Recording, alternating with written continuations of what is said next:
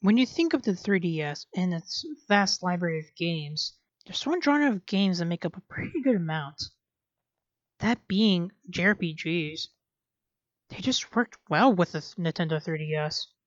Being able to take this pocket-sized system anywhere and not being restricted to play these massively long games at home really made RPGs worth playing on the 3DS.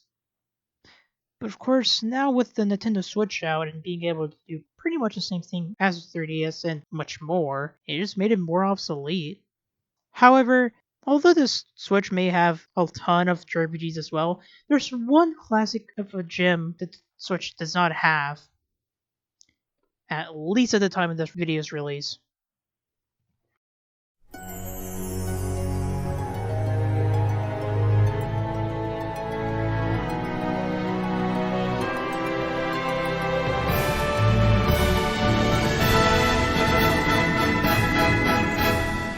Bravely Default. Directed by Kensuke Nakahara, was a game that was originally supposed to be a sequel to Final Fantasy IV Heroes of Light.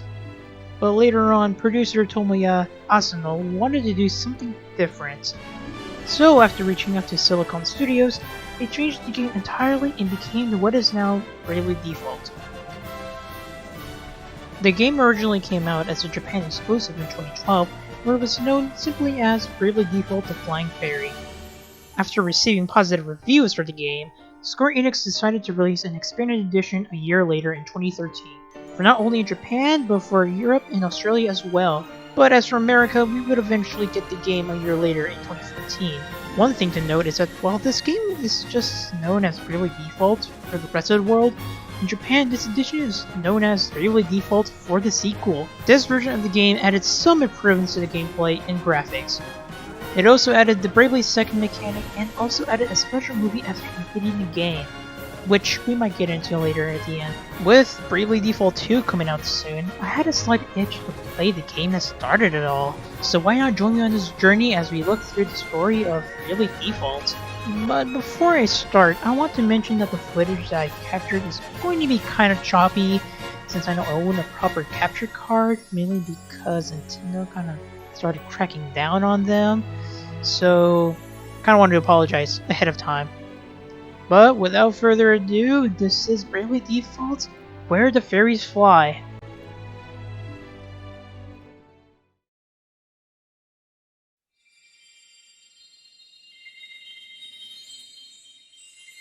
Oh, hello.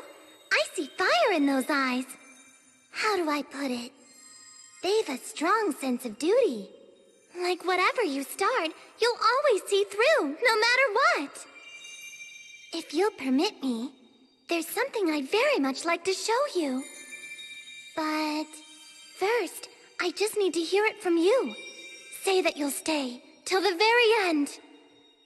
With that done, let's get you on your way.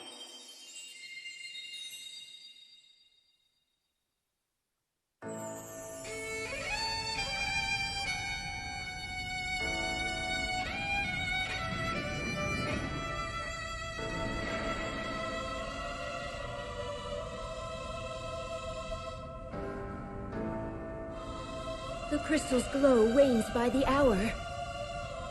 Its fading light augurs a greater darkness. Something must be done.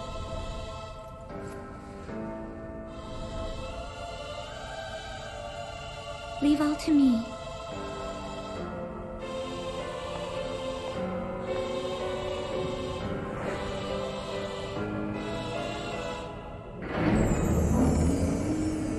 I am Agnes Oblige, servant and vessel to the Crystal of Wind.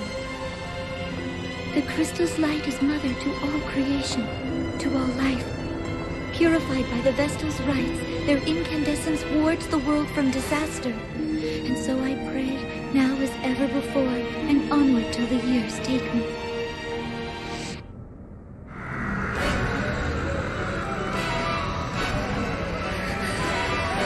What the world? No, please! Protect the Vestal, hurry! Let our bodies be her shield! The darkness overflows!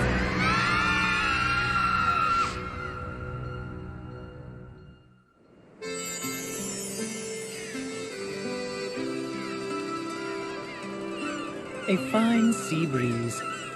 Foretelling its death is a hoax in poor taste. I'm Ringabel, or so they call me. I've no memory, you see. A bit cruel, eh? Still, humor's welcome when you haven't a clue to your past. None save this book. But its pages hold no history, only the future. And more importantly, a woman. We've yet to meet, and I'm in love.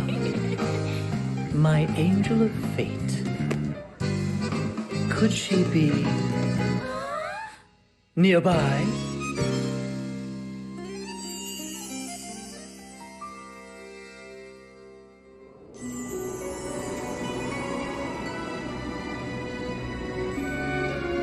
Master Kami Izumi, please do me this honor.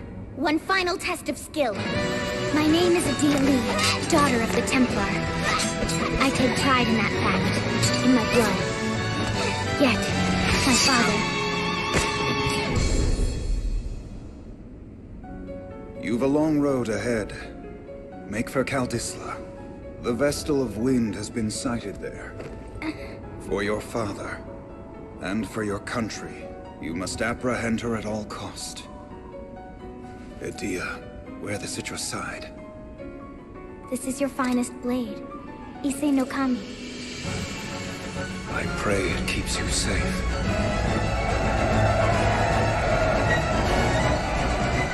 Father, I swear that I'll return to you a proven warrior.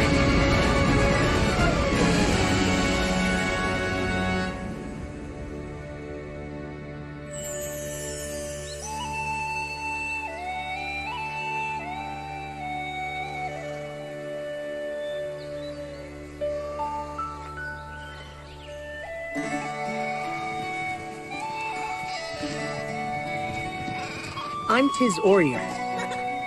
Watch you don't fall! And that's my brother Till. We're shepherds in the sleepy village of Norende. This is how things had always been, and how they'd be forever after. That's what I thought.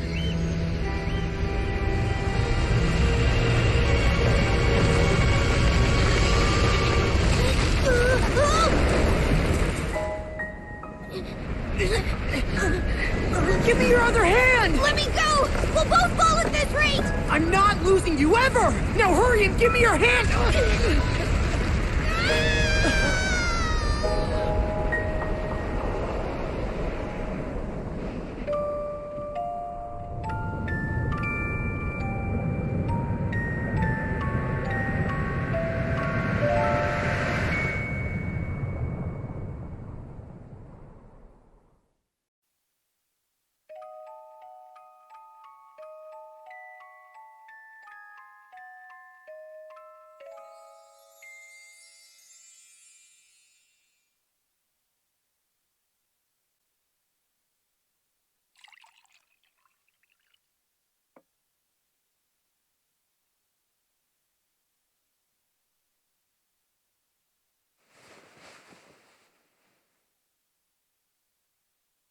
Finally awake, are you? You've been out a full week. I serve as captain of the Kaldislan Guard. My name is Owen. Can you tell me yours? Tiz.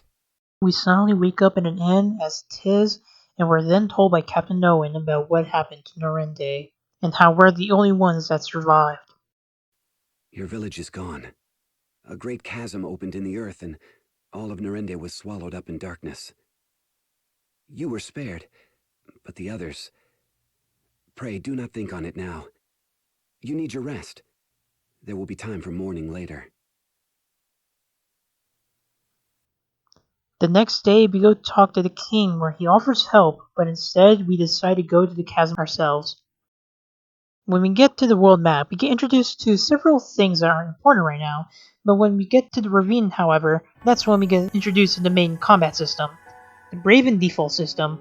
To put it simply, think of it as loaning and saving money, and BP is the currency. If you save BPs, the more you'll be able to attack in a single turn, but the more you spend, the longer you have to wait for your turn.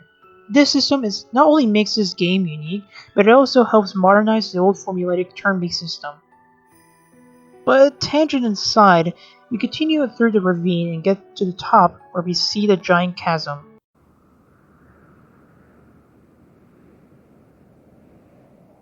And as we're there, we meet an unknown woman there. Can you hear my prayers? Wherever you are, whoever you are. Can you see the wound torn open before me? Please, let the walls of the world collapse no further. Let me be strong enough to stem this flood.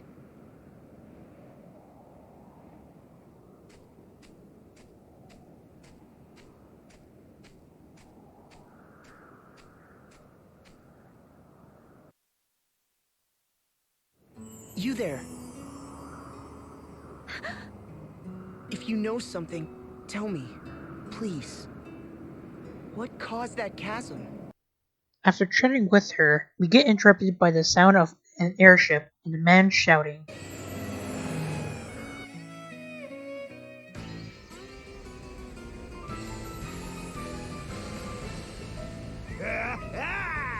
I found you! You've been found!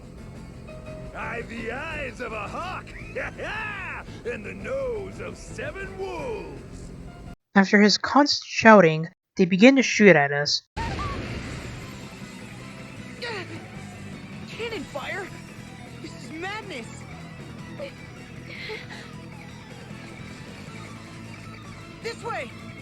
What? As we're escaping, Eternian knights keep getting in our way, but luckily, they decide to retreat so we get to live another day. Now turn us around and let's be off. There will be plenty of time to play with her again once we resupply. All of my dreams, Holly White. As we're catching our breath, we finally get to the woman's name. I still haven't gotten your name, miss. Mine's Tis Orier. Agnes. Agnes oblige. And I'm Aerie. It's a pleasure. They share that Agnes is the Wind Vestal and her reason for being here. And what purpose should bring a Vestal here? That chasm. A week prior, at the same time, the ground parted here. The crystal of wind was consumed by an unnatural darkness. The crystals are the source of all life and all energy in the world. Our lands, our seas, and all that inhabit them exist through the crystal's bounty. They sustain us. But a foul corruption has overtaken them. The wind lies still, and the oceans rot. Fire runs wild, and the earth, well, at this rate, the world will be shrouded in a darkness fit to blot out all life from existence. I had to see the chasm for myself. After that, Tis asks Agnes if he could help her. Please, you're a light. My ray of hope. And I want to help. Well, Agnes? I cannot accept. After being rejected, we decide to go talk to the king again. Before we leave, we get access to our first party chat, where we get extra dialogue where the party talk to each other. Kinda self-explanatory there. In this one, Agnes asks Aerie if Tis is the miracle bringer, to where Aerie responds by being sure that he is. So this chat is something to keep in mind while going forward. We eventually arrive at the castle of Cadisla and tell the king what we saw. After explaining, he then makes us the chairman for the restoration of Norende. I'll explain this now, but essentially we get access to a town building minigame where the more we restore Norende, the more items we get, like special moves, buffs and weaknesses to add to our specials, armor, weapons, and items. This mechanic is very useful, especially to further strengthen our special moves and to access more. Back to the story though. We then ask the king if there's a way to drive away the Sky Knights. but sadly he says that he can't and that they're camped at the lake southwest. Then Anius apologizes and leaves to resolve the matter. Tiz catches up to her and begs Anius to take him along with her, but again she refuses until she realizes that she doesn't know where the lake is, and agrees to let Tiz show her the way. After a bit of traveling, we arrive at the lake where we get a cutscene of Lair and Holly. Done! Done! We've supplies to last a fortnight! Cannonballs to rain iron on Caldisla for a week straight! Seems we've been saved the effort. Have a look below. Oh, the Vestal's come to us! Planning a frontal assault, is she? I like it. So help me, Holly. I'm going in myself this time. Don't try to stop me. I don't suppose I've much choice. I'll join you. Let's be done with her and back to the villa already. I'm liable to go on a killing spree if I don't get a proper shower soon. Watch the ship, boys! Aye, sir! To battle! White! Give us a fitting arena!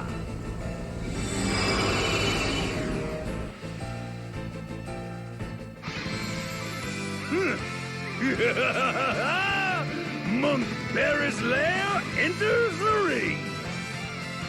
Just blue light. What's happening? A part of the Asterisk's power, boy! You know where to run. Not till I'm finished with you. I'd say we're already finished here. I'm not breaking a sweat if it's not absolutely necessary. What? I live for fighting, woman! Let me have this! My heart fuse is lit! You can't unlight my heart fuse! Ugh, must you always shout? Daft or loud, man? Pick one! I take it you've come to surrender, girl. You've caused more than enough hassle already. I understand that. I've no intention of resisting. Lovely. She speaks sense. What? No soul-searing combat? No white-knuckled fisticuffs? No smashing? Pipe down! Or will it take my boot on your throat? Now, come along, Vestal. I'll see you're well taken care of. I thank you for seeing me here, Tiz. I expect we will not meet again. Yes, wait! You can't go just yet! You, Sky Knights, will you promise me she won't be mistreated? I've said it once. I plan to take care of her myself. I'll see the beatings aren't fatal. Beatings! Finally! Count me in! What? She's dragged us all across this backwater for weeks. Surely I'm entitled to vent my frustration. But fear not. I'll see she's brought back from the brink each time. Though I fear my magic won't keep the girl's mind intact. Are you listening to this, Agnes? I told you before. Tiz, I'm not... You're my hope. I'll not hand you over to these monsters. You. So passionate, so sincere, so thoroughly stupid. It's enough to make me retch. This maudlin display's gone long enough! Ferris, show these starry-eyed brats what they're up against! Yes! Finally, the duel begins! On with the punching! And now we enter our first boss fight. Before we start, I'd like to mention that at the start of each boss fight, I'll be showing the setup I have, so that way you know what I have when going into this fight. But since this is the beginning, I don't really have much to show, so let's just begin. So if you couldn't guess, Holly is a white mage and Blair is a monk. So of course we'll have to get rid of the healer first. Again, since this is the beginning, I don't have much skills to use, so for this fight, I just simply default and brave until I win. And that's exactly what I do, and we defeat our first boss.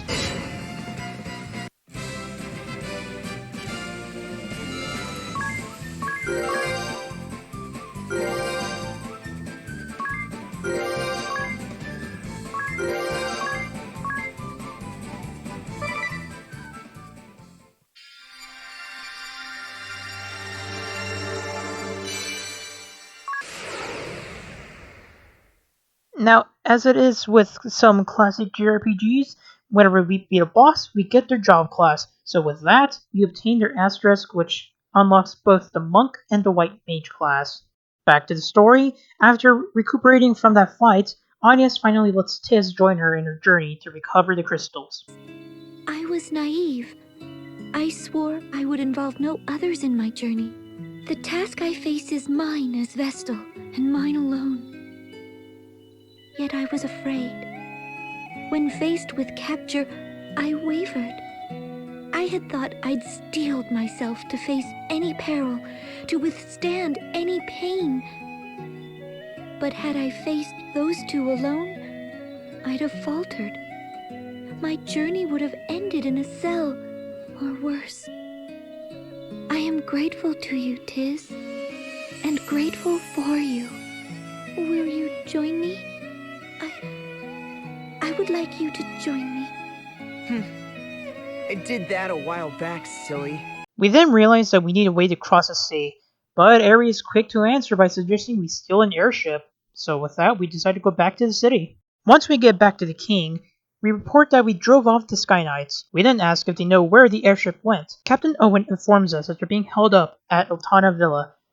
We decide that that's where we must go next, but we're unable to since the bridge was blown up. So we put a pin on our plan until they fix the bridge, and we go back to the inn and to rest.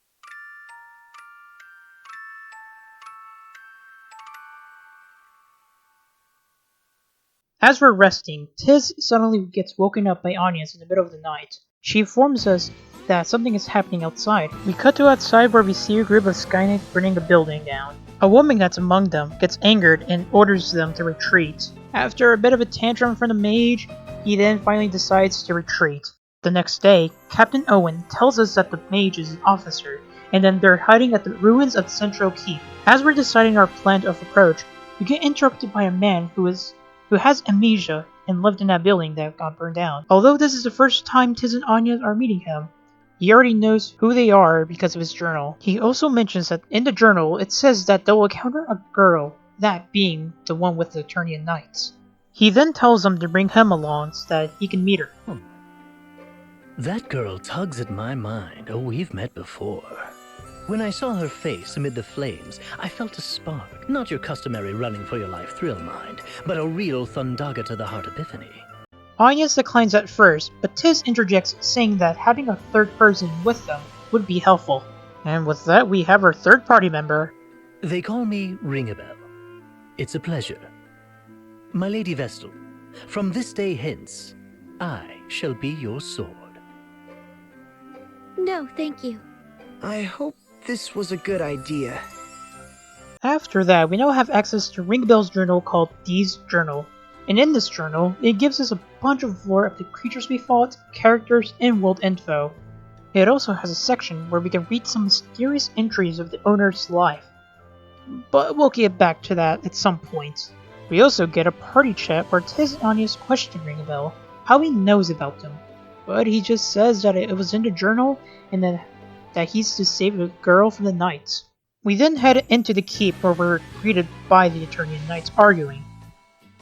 We hear the girl disapproving the mage's method, but he throws another tantrum and mentions that her father is the Grand Marshal.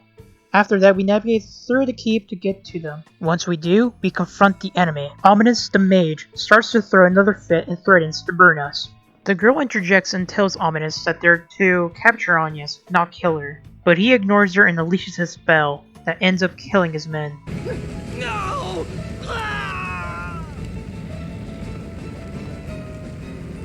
He's attacking his own people. Madness! This sort of indiscriminate slaughter cannot be allowed! Black Mage, ominous crow! I'm at my patience end! This absolutely does it! You've sent me into a full rage! What? You're turning traitor? You'll make your father a laughingstock! This has nothing to do with him. All that I hold true denies everything that you are. You there. You'll be helping me. Who? Us? But we... Would be delighted to assist you, milady. I'll see you victorious, or my name isn't Ringabel. Well, maybe not my real name, but certainly my... Anyway, what's in a name, really? Don't you agree, Idia? What? How did you... Enough. Conversation can wait. Ah, enough! No more! I'll not be made a fool any longer! I'll see you all charred black! I swear it!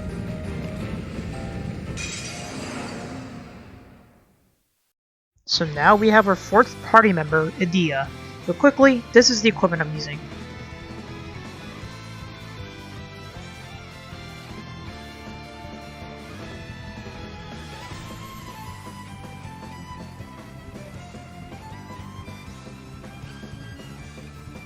In this fight, I'm kinda use the same technique as last time, Default and Brave, but since Tiz and Ringabel have monk skills, I use Invigorate to raise their attack and then use their BP to do a lot of damage. I rinse and repeat this until I beat them, but halfway through the fight everyone gets poisoned, and this is where I realize I don't have any cures for poison, so I have to bear through it and heal when I need to.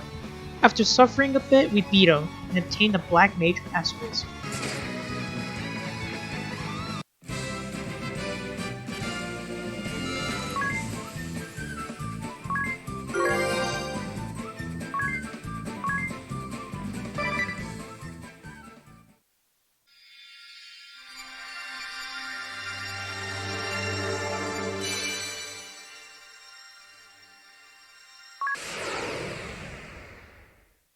We then chat with Adia, where she says that she's now a traitor, but doesn't regret it and asks if she can join their party.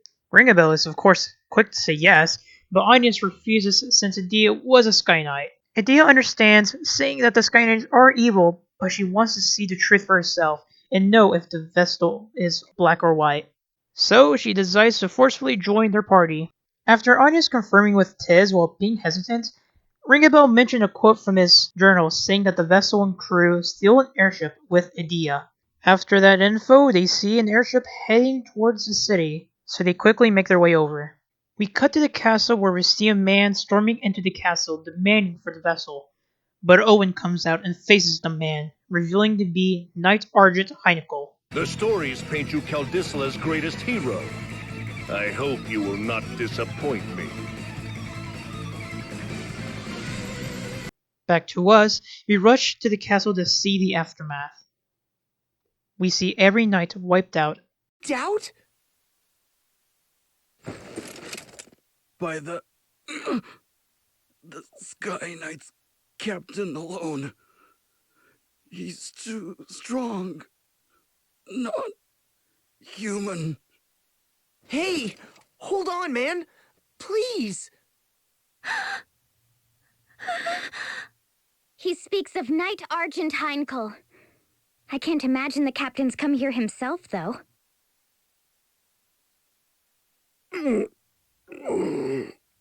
Tiz. Owen!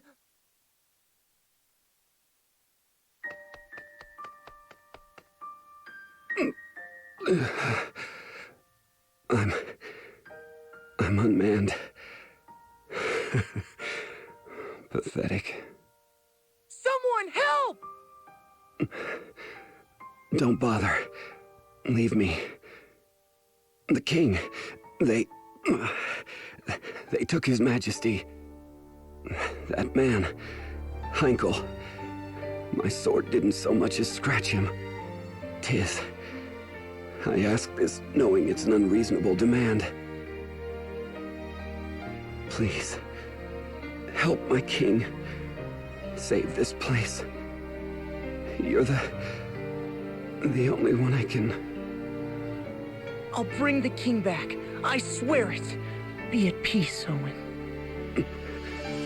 Thank you. Thank...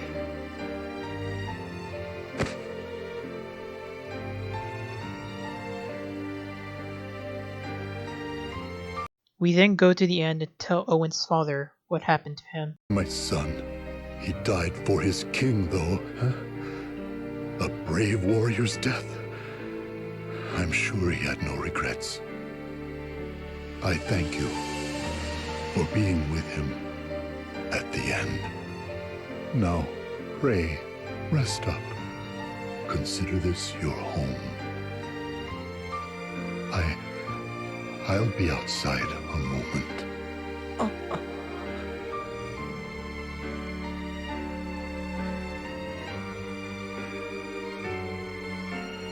These people are innocent bystanders. Involving them like this is despicable. Come, let's march on the Lontano Villa this instant. I'll lead the way.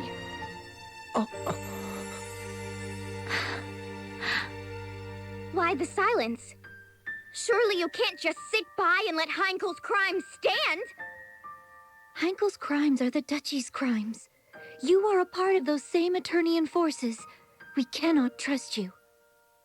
What? I'm not! What must I do to prove myself to you? You cannot. In my heart of hearts, you frighten me. The same as Crow, or Heinkel, or the others. I am sorry, but I make for the villa with Tiz alone. Murgurgur. Of all the stubborn... Oh! You crystal-headed girl!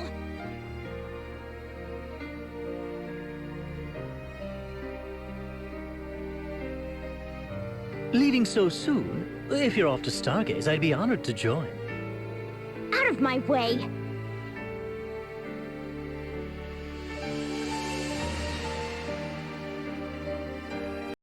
Playing as Adia, we go to the graveyard. Oh, that stubborn, contrary, crystal-headed girl! Why must she refuse to understand? Oh, I'm sorry.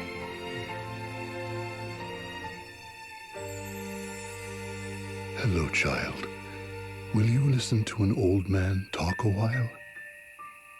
What? Oh, yes, of course.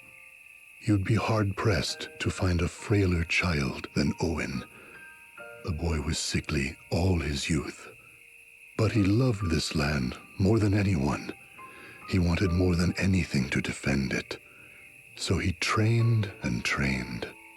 Even after he joined the Royal Guard, even after winning half the honors the king can bestow, he trained. And everyone knew it. In a few years, his efforts had made him captain. The boy was something else. My pride and joy. But I'd rather he lived. What sort of child dies before his parents? It's a crime, don't you think? It's terrible, sir. If the boy had stayed home, taken over the inn, he'd still be...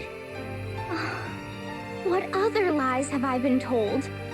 The only thing for it?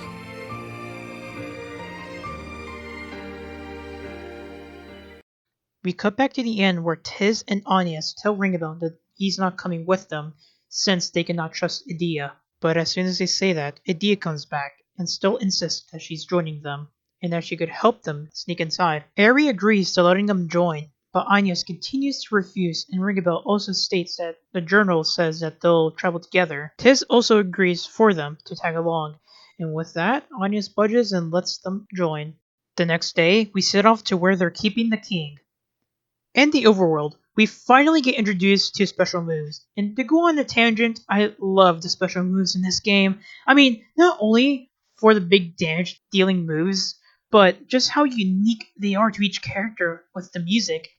Each character's theme is represented with an instrument, his being the tin whistle,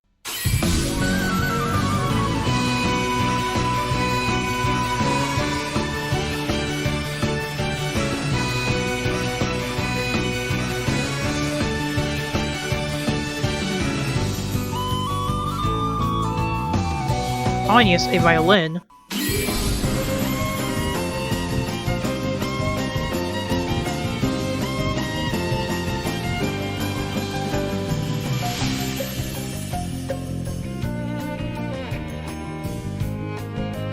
Idea is Burano saxophone,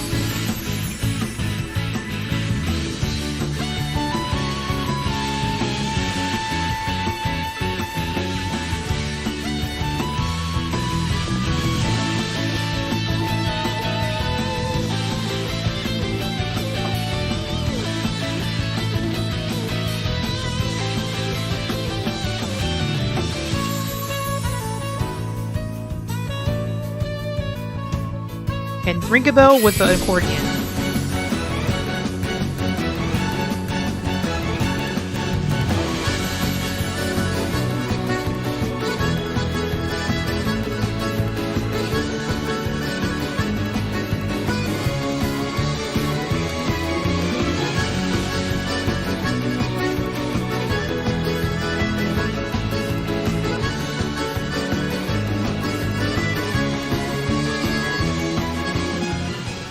Just the way they represent each character is such a huge attention to detail. Back to the story. Before we go through the keep, Idea tells us the plan of us pretending to be prisoners and saving the king. Anya thanks Idea, and we continue on our way. Once at Latana Villa, we're able to convince the guard that Idea captured the vessel and we're able to sneak inside. But once inside, the Sky Knights come out and attack us, meaning our plan failed. After defeating them, we decide to charge on ahead. Making our way near the top, we encounter Heinkel. Idea confronts him, saying that she disagrees with their methods and that she'll no longer be with them. But Heinkel refuses to let her and demands for Anya's, or else he'll kill the king.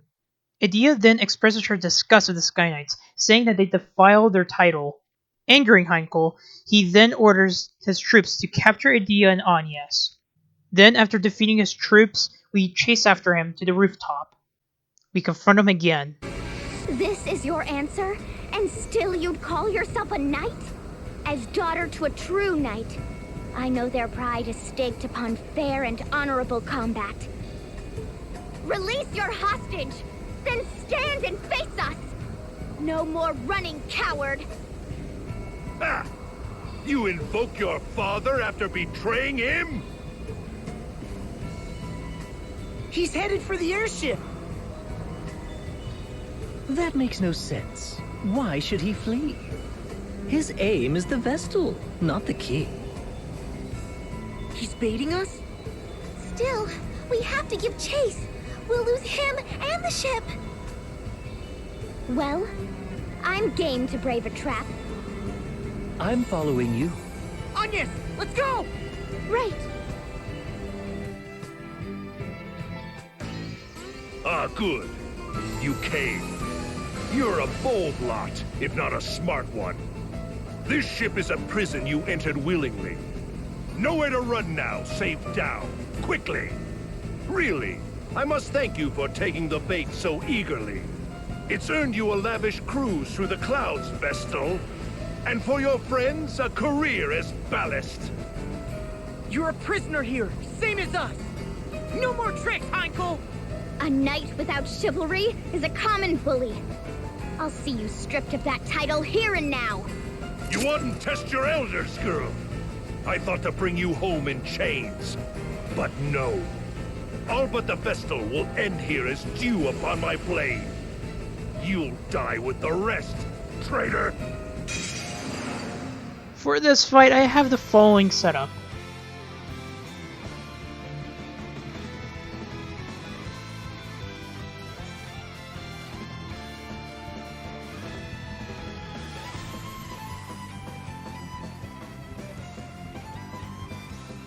Now my strategy for this fight, I again used the usual default and brave.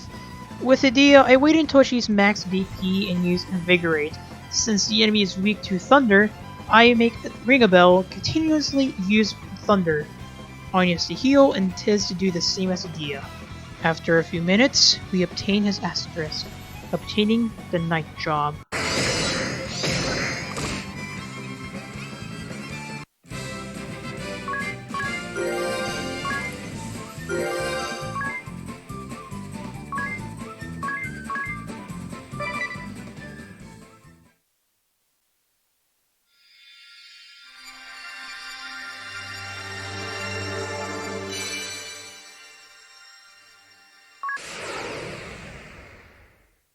With no one piloting the airship anymore, we begin to lose altitude.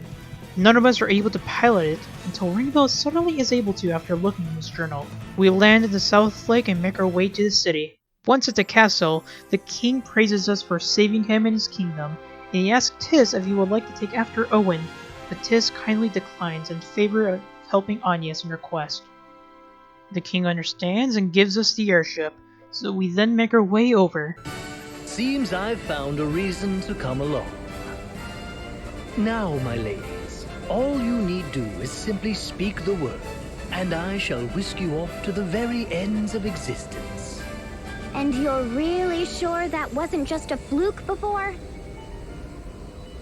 Rest assured, my dear, I never fail to properly escort a lady. Agnes, will you tell us why they were chasing you? The Sky Knights are a branch of the Eternian forces. The Duchy of Eternia has put forth an agenda of anti-crystalism. Anti-crystalism? A new way of thinking, based upon the idea of a society no longer dependent upon the crystals. It brands the crystal orthodoxy as a heretic faith, and the Vestals its minions. It was the philosophy I was raised upon. When the chasm appeared, every one of the Eternian forces was given the order to capture the Vestals. They said the Vestals and the crystals they tend were the sinkhole's cause. That's not possible! Agnes has been fighting this whole time to fix what happened to Norende. I know. I'm sorry. You've nothing to apologize for. All of this paints the Duchy in a suspicious light, don't you think? Perhaps they know more of the chasm's true cause than they let on. I cannot imagine we've seen the last of them. If any of you wish to go, do it now. I'll not blame you. I'm staying with you. I just told the king as much. I'm in as well. I need to see for myself whether my people are right or wrong. And playing escort is my job. I'll not cede it to anyone. If none of you will listen to reason... This is so exciting, Agnes! You're finally headed back to the Wind Crystal side! Yes, to Anshine, the land of sand and time, and to the Temple of Wind. Anshine, the land of sand and time? What's it like there? Like an oasis in a vast desert beyond the sea, we make southeast of here. And with that concludes the prologue. So tune in next time where we travel to the land of sand and time.